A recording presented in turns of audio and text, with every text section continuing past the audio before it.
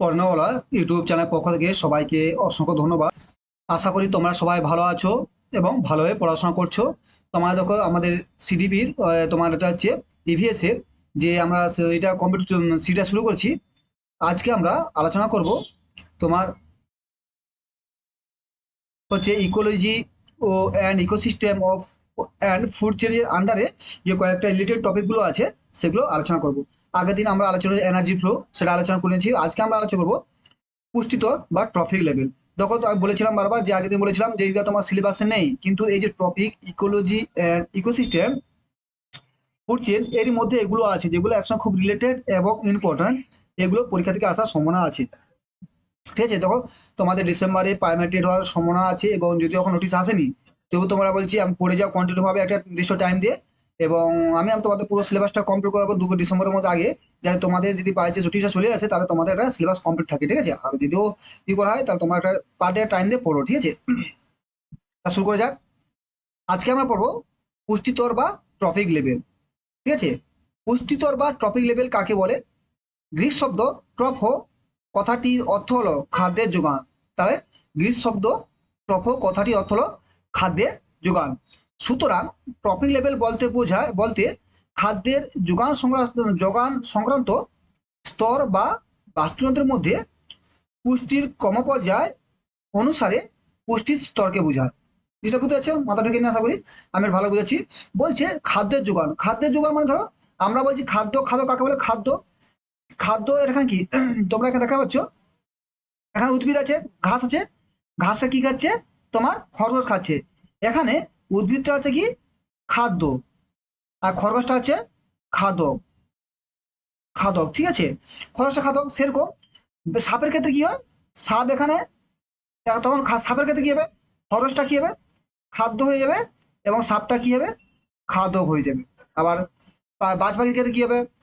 সাপটা খাদ্য হয়ে যাবে আর বাজ পাখি খাদক হয়ে যাবে। ঠিক আছে, জিনিসটা এইভাবে আছে।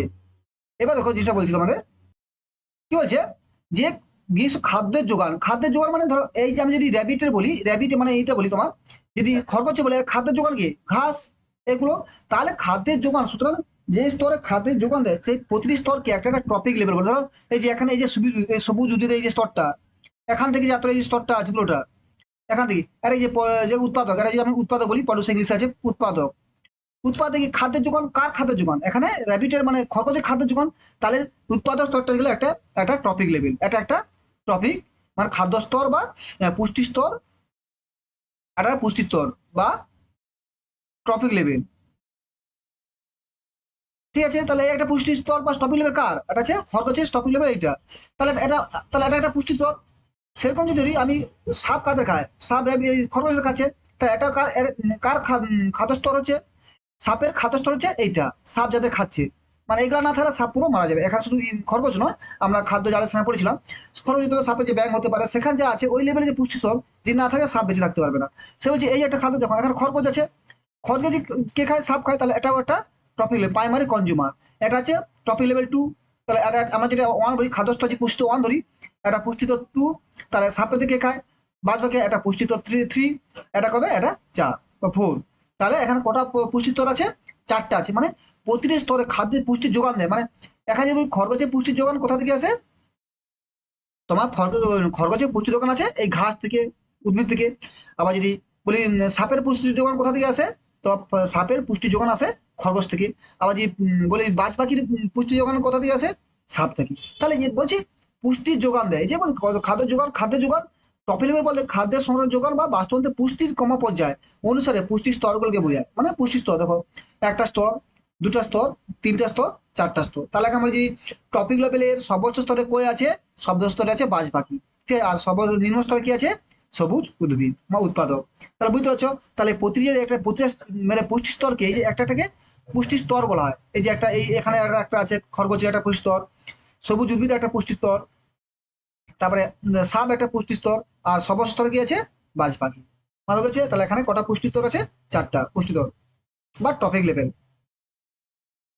আচ্ছা, বুঝাতে পেরেছি জিনিসটা? বুঝতে পারছো যে এইভাবে টপিক লেভেল জিনিসটা কনসেপ্টের সঙ্গে ক্লিয়ার করো যে তাহলে এখানে বলো টপিক লেভেল করা 4টা। আমি যদি এরকম যে ভাবি, নিচে আছে 8 যে ভাবে এরকম করে, প্রথমে আছে আমি তৈরি করলাম একটা, জিনিসটা বুঝো জিনিসটা। প্রথমে আছে সবুজ উদ্ভিদ, উদ্ভিদ, তাকে কি আছে, হরিণ খাচ্ছে, তাকে খাচ্ছে ব্যাং, তাকে খাচ্ছে কে, সাপ, সাপকে খাচ্ছে বাজ পাখি। তা বলো এখানে তাহলে কটা পুষ্টিস্তর আছে? এখানে চারটা বলেছিলাম, এখানে তার কটা আছে? প্রথম উৎপাদক, তার ফড়িং 2, তাহলে ব্যাং 3, সাপ 4 এবং বাজ পাখি 5। তাহলে এখানে কটা লেভেল পুষ্টিস্তর আছে? 5টা স্তর আছে, বুঝলে? এইটা ওইরকম বলা হয়। আবার আবার যদি বলি উদ্ভিদের কথা, আবার যদি আমরা যদি বলি বনে হরিণ আছে, বনে বনে কি আছে, উদ্ভিদ আছে, উদ্ভিদ, উদ্ভিদ কি আছে, হরিণ খাচ্ছে, হরিণ খাচ্ছে, বাঘ খাচ্ছে। তাহলে এখানে কটা পুষ্টিস্তর? এখানে 3টে, হরিণ, উদ্ভিদ, হরিণ, বাঘ।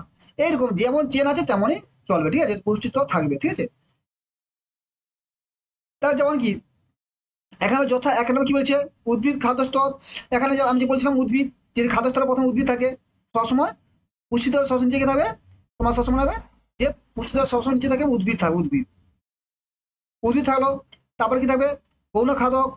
এখানে বলছে কীট, এখানে উদ্ভিদ, কীট পতঙ্গ, মাছ, মানুষ। তাহলে এখানে করে একটা চারটা, 1 2। আমি তো এখানে এইভাবে বলতে পারি এখানে যে প্রথমে কি আছে, উদ্ভিদ আছে।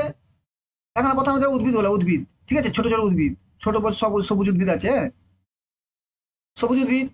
তারপর কি বললাম, তার উদ্ভিদে কেন কি আছে, তোমার আছে পোকামাকড় আছে, যে পোকা ছোট ছোট সব পোকামাকড়, ঠিক আছে, পোকামাকড় যারা উদ্ভিদে খাচ্ছে, ঠিক আছে। তাকে কি খাচ্ছে, তাকে হচ্ছে মাছ খাচ্ছে, মাছ, মাছ খাচ্ছে, মানুষ খাচ্ছে, মানুষ কি খাবে, মানুষ খাবে।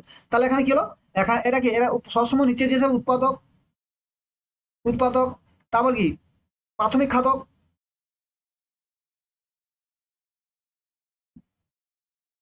তার প্রাথমিক খাদক, তারপর কি তা আছে গৌণ খাদক, গৌণ খাদক বা তারপর আছে প্রগৌণ, প্রগৌণ। তার জিনিসটা বুঝেছো? তাহলে এখানে উৎপাদক একটা পুষ্টিস্তর লেভেল 1, একটা 2, দ্বিতীয় খাদ্যস্তর, তৃতীয় খাদ্যস্তর এবং 4 নম্বর খাদ্যস্তর। স্টার্টটা এটাই বলেছে। এখানে উল্লেখ করা যায়, এখানে উল্লেখ করা দরকার যে উৎপাদক স্তর থেকে যতই উপরে যাওয়া যায় তত পুষ্টি পরিমাণ তত কমে যায়। আমরা পড়েছিলাম এনার্জি ফ্লো, যে যত উপরে যাবে তোমার মধ্যে খাদ্যের মধ্যে পুষ্টি কমে যাবে, কেন তোমার মধ্যে পুষ্টি কমে না। এখানে উদ্ভিদ প্রচুর, তার থেকে কম আছে, পোকামাকড়ের সংখ্যা কম আছে, তারপরে মাছের সংখ্যা কম, তারপরে মানুষের সংখ্যা কম, এদের তুলনা, উৎপাদক তুলনা, ঠিক আছে, এইভাবে উপরে চলে যায়। এখানে কিছু না, শুধু পুষ্টি স্তরটা ছিল। আবার দেখো, আবার যদি বলি যে একটা, এটা আমরা এই পুকুরে বাস্তব হচ্ছি, আবার তুমি যেটা বললাম যে পুষ্টিস্তরগুলি উপর দিয়ে জনসংখ্যা উপর দিয়ে মানে এটা কি কি হয়, তোমার পুষ্টিস্তর কি হয়, উপর দিকে তার সংখ্যাও কমতে থাকে, এনার্জি যেমন কমে যায় সংখ্যা। আমাদের আগে যে যারা এই এনার্জি ফ্লো এটা তখনই সেটা ভরসা দেখো না, সেখানে বলেছিলাম যে কত পার্সেন্ট, 10% হলে এনার্জি যায়। যে আমরা যে যদি 100 খায়, বলেছিলাম 100 খায়, 1000 কেজি শক্তি পেলো সূর্য থেকে উৎপাদক, সেখান থেকে কত হবে, 100 যাবে, 100 থেকে 10 যাবে, 10 থেকে 1 যাবে, তার মানে কি একটা লিন্ডম্যানের 10% সূত্র অনুসারে যাবে, 10 করে কমে যাবে, ঠিক আছে, এটা বলছিল। যেমন কি পুষ্টি পরিমাণ কমে যায়, তাহলে যদি 1000 কেজি পুষ্টি পায়, সে 100 কেজি পাচ্ছে, সে তার উপরটা 10 কেজি, তারপরে এটা মনে হয় টপিক লেভেল, মানে প্রতিটা স্তরকে বলা আছে, যে একটা স্তরকে বলা আছে টপিক লেভেল। তাহলে কি তখন সাব ব্যাংকের ক্ষেত্রে 5টা টপিক লেভেল আছে, তবে এখানে 4টা টপিক লেভেল আছে, মানে যার যেমন ম্যাক্সিমাম দেখো টপিক লেভেল ম্যাক্সিমাম 3 থেকে 5-এর মধ্যে থাকে।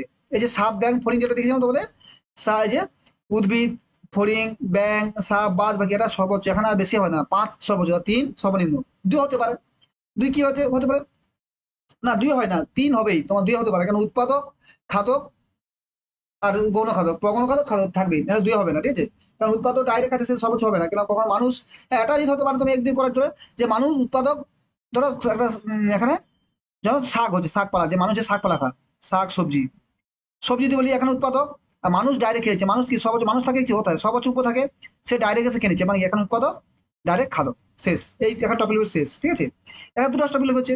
কিন্তু আমরা যদি বলি উৎপাদক পথে যাতে মাছকে বলি, সেখানে মাছ খাচ্ছে সেক্ষেত্রে তারপর ডাইরেক্ট আস্তে আস্তে মানুষ খাচ্ছে। থ্যাংক ইউ, আশা করি বুঝাতে পেরেছি। কি বুঝা জিনিসটা কিছু না, সহজ জিনিস, মনে রাখবে যটা লেভেল থাকে সেটা একটা একটা লেভেলকে পুষ্টি স্তরের একটা একটা লেভেলকে বলা হয় পুষ্টি স্তর বা টপিক লেভেল বলা হয়, যেখানে খাদ্যের যোগান দেয়, বলে না সবুজ উদ্ভিদকে কে কার খাদ্যের যোগান, খরগোশের, খরগোশের খাদ্যটা কি, তাহলে সবুজ উদ্ভিদের পুষ্টি স্তর কার পুষ্টি স্তর, সবুজ খরগোশের, খরগোশ কার পুষ্টি স্তর, সাপের, বাজ পাখি কার পুষ্টি স্তর, সাপ কার পুষ্টি, বাজ পাখি, ঠিক আছে, এটা এইভাবে পুষ্টি স্তর বলছে। থ্যাংক ইউ, ভালো থাকো, এই চ্যানেলটি ভালো লাগে অবশ্যই সাবস্ক্রাইব করো, বন্ধুদের শেয়ার করো, এইভাবে পুরো আস্তে আস্তে পুরো কমপ্লিট হবে আমাদের নিভেস পুরো কমপ্লিট করবো, ঠিক আছে, এবার তার প্যারাগি আছে। আর ভালো করে পড়াশোনা করো, যদি চ্যানেলটি ভালো লাগে অবশ্যই সাবস্ক্রাইব করো, বন্ধুদের শেয়ার করো। Thank you.